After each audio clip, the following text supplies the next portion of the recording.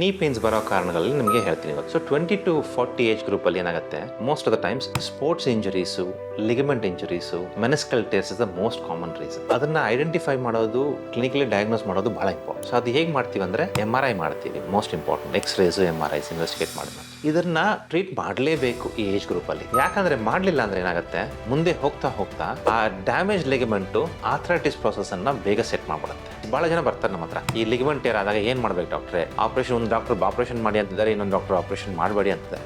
But 22 age group is a very crucial age. ಈಗ car tyre, ಹೊಸ car ತಗೊಂಡಿದ್ದೀರಾ, car tyre ಅಲ್ಲಿ ಗಾಳಿ ಕಮ್ಮಿ ಇದ್ರೆ ಏನಾಗುತ್ತೆ, ಬೇಗ ಬೇಗ ಬೇಗ ಸೌದೋಗ್ಬಿಡುತ್ತೆ, ಡ್ಯಾಮೇಜ್ ಆಗುತ್ತೆ. ಅದೇ ತರ ನಿಮ್ ನೀಯಲ್ಲಿ ಈ ಲಿಗಮೆಂಟ್ಸ್, ಮೆನಿಸ್ಕಸ್ ಕರೆಕ್ಟ್ ಆಗಿರಲ್ಲ ಅಂದ್ರೆ ವೇರ್ ಅಂಡ್ ಟೇರ್ ಅಂದ್ರೆ ಸೌದೋಗೋ ಪ್ರಾಸೆಸ್ ಬೇಗ ಆಗ್ತದೆ. ಅದಕ್ಕೆ ಈ ಏಜ್ ಗ್ರೂಪ್ ಅಲ್ಲಿ ಬಹಳ ಕ್ರೂಷಿಯಲ್. ಸ್ಪೋರ್ಟ್ಸ್ ಇಂಜುರೀಸ್ ಆದ್ರೆ, ಆಂಕಲ್ ಟ್ವಿಸ್ಟ್ ಆದ್ರೆ, ನೀ ಟ್ವಿಸ್ಟ್ ಆದ್ರೆ ಇದನ್ನ ಅಡ್ರೆಸ್ ಮಾಡಲೇಬೇಕು. ಮಾಡಲಿಲ್ಲ ಅಂದ್ರೆ 40 to 60 ಏಜ್ ಗ್ರೂಪ್ ಅಲ್ಲಿ ಏನಾಗುತ್ತೆ ಪ್ರಾಬ್ಲಮ್ಸ್, ಅದು ನಿಮ್ಗೆ 30ಗೆ ಸ್ಟಾರ್ಟ್ ಆಗುತ್ತೆ. ಈ ವಿಡಿಯೋನ ಆದಷ್ಟು ಜನರಿಗೆ ತಿಳಿಸಿ.